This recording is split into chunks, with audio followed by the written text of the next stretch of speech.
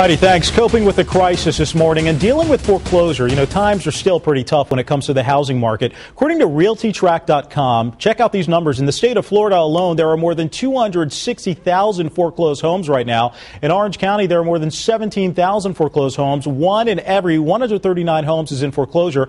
So if you are having trouble making payments, what can you do so you don't join those numbers? Here with us now is Orlando real estate attorney Barry Miller. Barry, thanks so much for joining us. Thanks for having me. Let's bottom line it for everybody. What is a foreclosure in simple terms? Well, a foreclosure is a judicial procedure where the bank files in the court, in the circuit court, asking the court to grant ownership and to sell the property at a public sale so the bank can get the money that it's owed. All right. So when is it an option? When is it the best option? When is it the only option?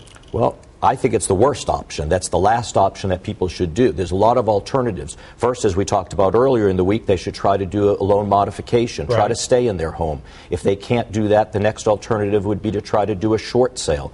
So the foreclosure is the last ditch effort that the bank's going to have to get the property and get their money back. You say it's important for people to defend themselves against a foreclosure rather than just let the house go. What do you mean by that? Well, there's defenses. The banks have bought and sold these mortgages several times. There's a lot of cases reported where the bank that brings the lawsuit to foreclose on the promissory note doesn't even own the promissory note. It's owned by somebody else, or they can't produce the original promissory note, which is required under Florida law. Sometimes they don't calculate the rates that are correct. For example, people who have adjustable rate mortgages, if they weren't correct calculating them right, they could have a defense. So you're saying if the documentation is wrong, a homeowner could actually stay in their home for months and months and months? Sometimes years. Wow.